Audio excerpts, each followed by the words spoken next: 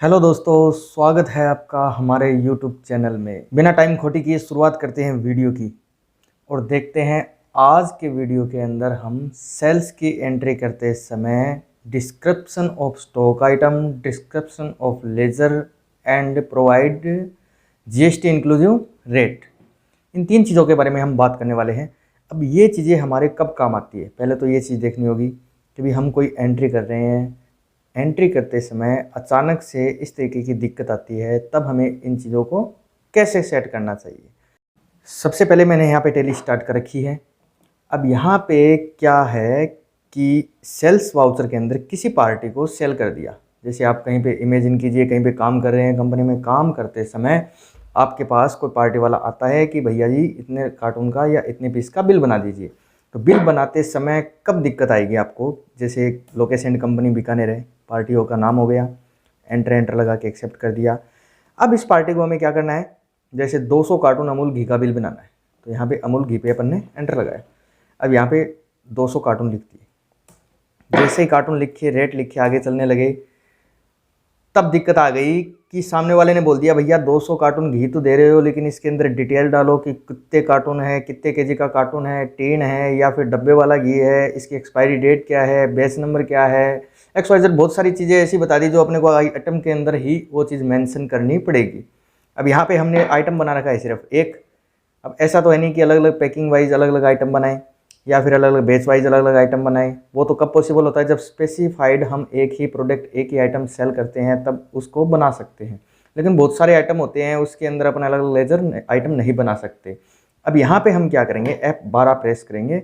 F12 press करने के बाद में यहाँ पर हमें नीचे provide additional description of stock item दिखाएगा। इसको हमने क्या कर दिया, यस कर दिया और यहाँ पे कंट्रोल A प्रेस कर दिया। अब जैसे ही अमूल घी पे एंटर लगाया तो डिस्क्रिप्शन स्टार्ट हो गया। अब यहाँ पे मैं क्या दे दूंगा कि 1 kg 12 पीस, एक कार्टून हो गया, ये डिटेल दे दी। इसके बाद में इसके बैच नंबर देना हो तो मैं बैच नंबर दे दूंगा। उसके बाद में इसकी एक्सपायरी देनी हो तो एक्सपायरी दे देंगे। उसके बाद में और भी कोई एक्स्ट्रा डिटेल देनी हो तो वो चीज़ डिटेल दे देंगे। डिटेल देते ही हमारे क्या होगा, आइटम तो एक ही है लेकिन यहाँ पे नीचे इसकी डिटेल आ जाएगी। अब इसको मैंने क्या कर दिया, एंटर लगा के सेल्स में डाल के एक्सेप्ट कर दिया। अब एक्सेप्ट करने के बाद में यहाँ पे मैंने लगा दिया GST, CGST, SGST। अब जैसे ही मैं इस बिल का प्रिंट निकालूंगा तो एल्ट पीस में, जैसे कंट्रोल पी से प्रिंट प्रीव्यू देख लेते हैं अपन। अब जैसे ही इस बिल का प्रिंट निकालेंगे तो यहाँ पे देखिए अमूल घी आइटम अपना एक ही रह गया, लेकिन इसके नीचे ये प्रिंट में ये सारी की सारी डिटेल आ जाएगी। ठीक है, हो गया समस्या का समाधान। अभी जैसे जिस तरीके से ये एंट्री करी है उसी तरीके से हम जैसे किसी पार्टी को माल दे रहे हैं, फिर बोल दिया कि 100 कट्टे सीमेंट दे दिए, तो सीमेंट पे जैसे ही एंटर लगाया यहाँ पे अपन ने 100 कट्टे लिख दिए। लेकिन अगला बोल रहा है कि भाई सीमेंट की डिटेल दो। क्या डिटेल, कौन सी सीमेंट है, OPC है, PPC है, कितने केजी की भर्ती है। अपने जैसे 50 केजी का बैग कर दिया, बैग ऑफ 50 केजी, सीमेंट का नाम कर दिया OPC। अगला बोला है ब्रांड का नाम लिखो, तो ब्रांड का नाम लिख दिया, जैसे बिरला है या जेके है, जो भी है वो नाम लिख देंगे यहाँ पे। और कोई डिटेल अगला बोले तो देनी हो तो वो सारी डिटेल यहाँ पे मेंशन करेंगे। मेंशन करने के बाद में इसको एंटर लगाएंगे और यहाँ पे इसकी रेट भरेंगे और रेट डालने के बाद में एंटर लगा के अब इसका प्रिंट प्रीव्यू देखेंगे अपन, तो यहाँ पे दिखाएगा अपने को क्या, ये सारी डिटेल आ गई। सीमेंट आ गई, इसके नीचे ब्रांड का नाम आ गया, कितने केजी की है, क्या है, वो सारी की सारी चीज़ इसके अंदर आ गई। तो ये हो गया स्टॉक आइटम का डिस्क्रिप्शन। यानी कोई भी एडिशनल आइटम के अंदर अपने को कोई भी एडिशनल डिटेल देनी हो तो वो अपन क्या कर सकते हैं, इसके ज़रिए दे सकते हैं। अगला है, जैसे इसी पार्टी को हमने क्या कर दिया, सर्विस का दे रहे हैं। ये तो हो गया अपना स्टॉक आइटम का। अब कंट्रोल H प्रेस करके अकाउंट इनवॉइस में आ गए।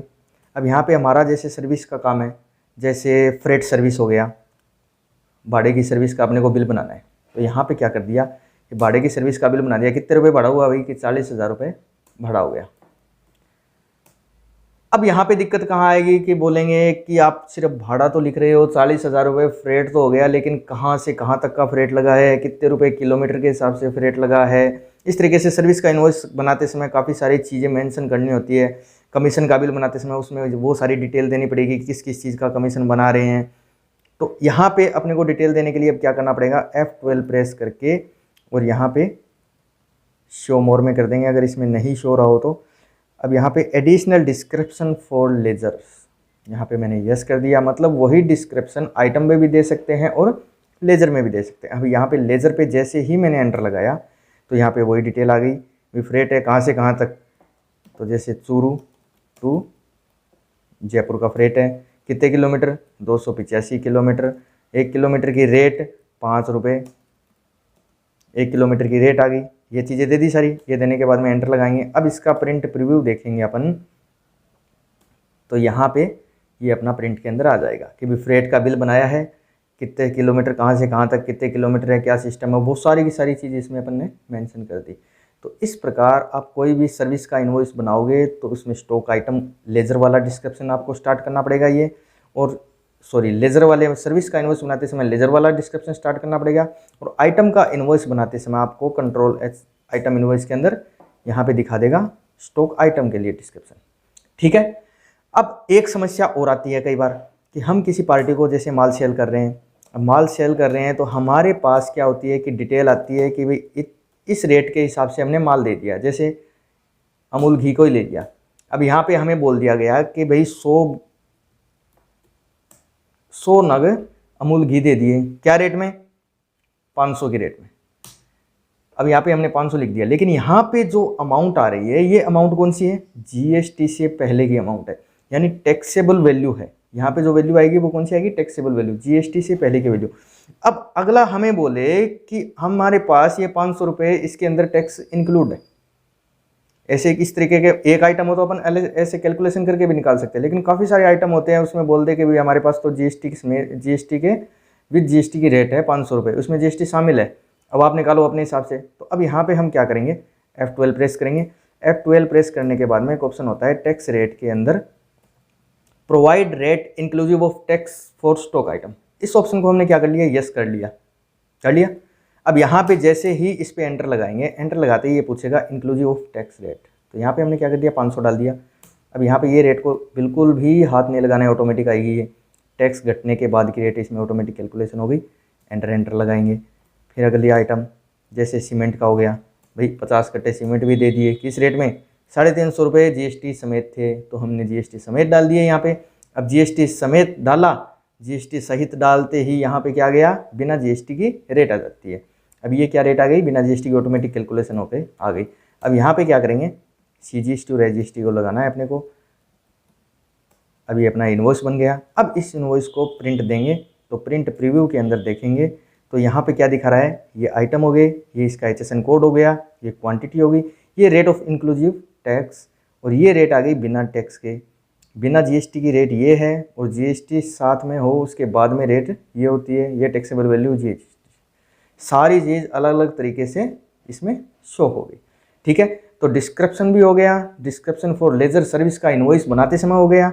उसके बाद में ये रेट का जो एमआरपी बेस पे, हमारे को सिर्फ एमआरपी पता हो तो यहाँ पे एमआरपी डालेंगे तो अपने आप ये ऑटोमेटिक टैक्स की कैलकुलेशन ले लेगा। ओके दोस्तों, थैंक यू। अगर वीडियो अच्छा लगे तो सब्सक्राइब जरूर कीजिए।